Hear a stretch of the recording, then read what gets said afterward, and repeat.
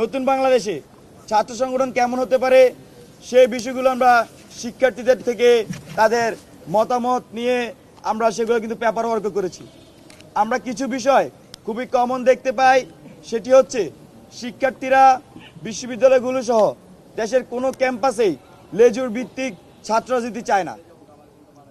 ফলত আমাদের বাংলাদেশ গণতান্ত্রিক ছাত্র সংসদ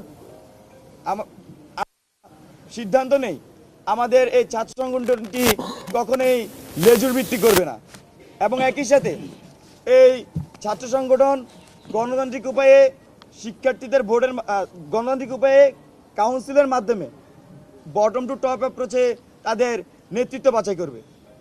এছাড়াও আমরা দেখি যে অনেক ছাত্র সংগঠনের মধ্যে বয়স নিয়ে অনেক ধরনের প্রশ্ন আছে। আমাদের এই সংগঠনের কেন্দ্রীয় কমিটিতে সর্বোচ্চ বয়স 28 বছর হবে। এছাড়াও বিশ্ববিদ্যালয় বা কলেজ শাখা সমূহের কমিটিগুলোতে যারা নেতৃত্বে থাকবেন তারা ভর্তি হওয়া থেকে সর্বোচ্চ 7 বছরের মধ্যে নেতৃত্বে আসতে পারবেন। এছাড়াও আমাদের এই সংগঠনটি একটি নারীদের জন্য কমফোর্ট জোন পলিটিক্সের সম্ভাবনার কথা আমরা বলছি, এবং আমরা সেটি প্র্যাকটিস করব, সে অঙ্গীকার আমরা শিক্ষার্থীদের কাছে করেছি। বিশ্ববিদ্যালয়গুলো ক্যাম্পাসগুলোতে কোনোভাবেই কখনোই আমরা চাই না যে কোনো ধরনের উত্তেজনাকর পরিস্থিতি তৈরি হোক, কিন্তু কালকে যখন আমাদের এই ছাত্র সংগঠন আমরা ঘোষণা করতে যাই, এখানে একটা অংশ এসে উত্তেজনাকর পরিস্থিতি সৃষ্টি করার চেষ্টা করে। আমরা কিন্তু কমিটি ঘোষণার আগেই আসলে এই পরিস্থিতিটা করার চেষ্টা করা হয়। তবে প্র্যাকটিক্যালি যে বিষয়টি হয়েছে, আমরা কিন্তু এখানে বাংলাদেশের যে বিশ্ববিদ্যালয়গুলোতে রাজনৈতিকভাবে সচেতন বিশ্ববিদ্যালয় থেকে শুরু করে আমাদের এখানের যে পাবলিক বিশ্ববিদ্যালয়, প্রাইভেট বিশ্ববিদ্যালয়, কলেজ, মাদ্রাসা, বিভিন্ন ধর্মবর্ণ নির্বিশেষে কিন্তু আমরা আমাদের পূর্ণাঙ্গ কমিটির তালিকাটি করি, কিন্তু দুঃখজনক হলো সত্য কালকে সেটি আমরা প্রকাশ করতে পারিনি। তো এখানে যে ভুল বুঝাবুঝি তৈরি হয়েছে, আমরা জাতির সামনে আজকে স্পষ্ট ভাষায় বলতে চাই, জুলাইয়ের যে গণ-অভ্যুত্থান, জুলাইয়ের শহীদদের যে স্পিরিট, যে আনুমানিক 2000 মানুষ জীবন দিয়েছেন, 30,000-এর বেশি আহত হয়েছেন, এই যে মানুষজন যে আশা আকাঙ্ক্ষা নিয়ে বাংলাদেশে এক দফা আন্দোলনে যোগ দিয়েছেন, হাসিনার মতো ফ্যাসিস্টকে ক্ষমতাচ্যুত করেছেন, এই যে মানুষের যে স্বপ্ন তৈরি হয়েছে, শিক্ষার্থীদের মধ্যে যে স্বপ্ন তৈরি হয়েছে, আমাদের বাংলাদেশ গণতান্ত্রিক ছাত্র সংসদ সেই স্বপ্ন বাস্তবায়নে কাজ করে যাবে। আর আরেকটি বিষয় আমরা ক্লিয়ার করতে চাই, আমাদের এটি যেহেতু আহ্বায়ক কমিটিতে হাজার হাজার লোক রাখা আসলে সম্ভব নয়। যেটা আমরা করতে পারি, আহ্বায়ক কমিটির কাজ হচ্ছে কমিটি আহ্বান করবে এবং বিভিন্ন ইউনিট ভিত্তিক তারা কমিটি প্রস্তুত করবে, এবং পরবর্তীতে কাউন্সিলের ভিত্তিতে সেখানে পূর্ণাঙ্গ কমিটি প্রকাশ পাবে। আমরা কালকে যখন আমাদের কমিটি ঘোষণা করতে গিয়েছিলাম, তার আগেই কিন্তু বঞ্চিত হওয়ার কথা উঠেছে।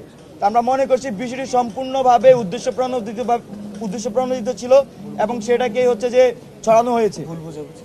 তো এখানে মানে যেটা হয়েছে ভুল বুঝাবুঝি হয়েছে, এখানে এরকম কোনো সুযোগ নেই। আমরা ইতিমধ্যে কমিটি কিন্তু ঘোষণা করেছি, এই কমিটি কালকে আমাদের হাতে ছিল, আমরা কালকে ঘোষণা করতে পারিনি, আজকে আমরা ঘোষণা করছি আর কি। তো সেই ক্ষেত্রে আসলে যে ভুল বোঝাবুঝিগুলো হয়েছে, আমরা রাতের মধ্যে সকল স্টেক হোল্ডারদের সাথে আমরা মিটিং করে আলোচনা করেছি, ওনাদের দেখিয়েছে সবার এখানে অংশগ্রহণ আছে, এবং ওনাদেরকে রাখবো যে সেটাও কিন্তু ওনার সাথে আলোচনা করা হয়েছে। কিন্তু এখানে কোনো একটা তৃতীয় পক্ষ এই ভুল বুঝাবুঝি তৈরি করেছে, সেজন্য আসলে আমাদের তদন্ত কমিটি গঠন করা। প্রকাশ করছি গতকালকের অনাকাঙ্ক্ষিত ঘটনার জন্য। আমাদের যে বিষয়টা হয়েছে, আপনারা জানেন যে এই জুলাই অভ্যুত্থানের পরে যে ছাত্র রাজনীতিতে ছাত্রদের মধ্যে যে নতুন আকাঙ্ক্ষা তৈরি হয়েছে, সেই আকাঙ্ক্ষার প্রতিফলনের জন্য আমরা জুলাইয়ের নেতৃত্বদানকারী শিক্ষার্থীরা একটি নতুন ছাত্র সংগঠন নিয়ে আবির্ভূত হয়েছি। তারই পরিপ্রেক্ষিতে গতকাল আমাদের আত্মপ্রকাশের দিন ছিল, কিন্তু আপনারা দেখেছেন যে গতকাল কিছু অনাকাঙ্ক্ষিত ঘটনার কারণে আজকে এই বিষয়টি সামনে চলে এসেছে। আমরা জুলাইতে পাবলিক প্রাইভেট কোনো ভেদাভেদ বাদ রেখে যখন প্রাইভেট বিশ্ববিদ্যালয়গুলো বন্ধ হয়ে গিয়েছিল, তখন কিন্তু আমরা প্রাইভেট ইউনিভার্সিটির শিক্ষার্থীরা তাদের প্রতি যে আমাদের আত্মার টান, সেই আত্মার টানে কিন্তু আমরা রাজপথে নেমেছিলাম। সেই আত্মার টান ধরে রেখে ভবিষ্যৎ রাজনীতিতে যে নতুন রাজনৈতিক বন্দোবস্তর কথা বলছি, সেই ভেদাভেদ ভুলে গিয়ে আমরা সেই নতুন রাজনৈতিক বন্দোবস্ত গড়ে তুলতে চাচ্ছি। আপনারা জানেন যে বেসরকারি বিশ্ববিদ্যালয়ের শিক্ষার্থীদের ইন ক্যাম্পাস রাজনীতি না থাকার কারণে আমরা জাতীয় রাজনীতিতে অংশগ্রহণ করার দিকে ধাবিত হচ্ছি। জাতীয় রাজনীতিতে অংশগ্রহণ করার অভিজ্ঞতা খুবই কম, কিন্তু আমাদের এই জুলাই অভ্যুত্থানের পরে যে নতুন রাজনৈতিক আকাঙ্ক্ষা তৈরি হয়েছে, সেই আকাঙ্ক্ষাকে কিভাবে সুন্দরভাবে একটা শেপ দেওয়া যায়, পাবলিক প্রাইভেট মাদ্রাসা ন্যাশনাল কাঁধে কাঁধ মিলিয়ে নতুন বাংলাদেশ গড়া যায়, তাতেই আমরা বদ্ধপরিকর। আমরা চাই পাবলিক প্রাইভেট, ঢাকা বিশ্ববিদ্যালয়, east west, north south, BRAC, মাদ্রাসা, আলিয়া, কাউমি কোনো ধরনের ভেদাভেদ না রেখে গতকালের ঘটনাকে আমরা ভুলে গিয়ে নতুন করে শিক্ষার্থীদেরকে ঐক্যবদ্ধ করে একটি শিক্ষাবান্ধব পরিবেশ ক্যাম্পাসে রেখে জাতীয় রাজনীতিতে আমাদের ভূমিকা আমরা পালন করব। এবং গতকালকে যে অনাকাঙ্ক্ষিত ঘটনাটি ঘটেছিল, নারী শিক্ষার্থীদের গায়ে হাত দেওয়া হয়েছিল, অনেক দুই শিক্ষা প্রতিষ্ঠান থেকেই আহত হয়েছে। এই বিষয়টা নিয়ে আমরা তদন্ত কমিটি গঠন করেছি। সেই তদন্ত কমিটিতে আমরা 3 বিশ্ববিদ্যালয় থেকে 3 জন রয়েছি। 7 কার্য দিবসের মধ্যে আমরা সেই তদন্ত রিপোর্ট দিয়ে সাংগঠনিকভাবে আমরা ব্যবস্থা গ্রহণ করব। তবে সেই ঘটনাটি কি কোনোভাবে পরিকল্পিত ছিল নাকি বা কেন ঘটেছে, সেটা আমরা তদন্ত সাপেক্ষে আপনাদেরকে জানাবো। তবে শেষ মেসেজ একটাই, নতুন বাংলাদেশ বিনির্মাণে সকল ইনস্টিটিউশন ঐক্যবদ্ধ এখনো আছে।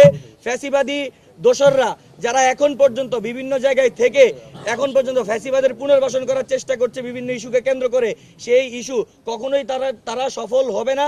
কারণ আমরা সারা বাংলাদেশের ছাত্র জনতা ফ্যাসিবাদের বিরুদ্ধে এখনো যদি ডাক পড়ে, ইনশাআল্লাহ আমরা এক কাতারে রাজপথে আবার নেমে যেতে প্রস্তুত আছি।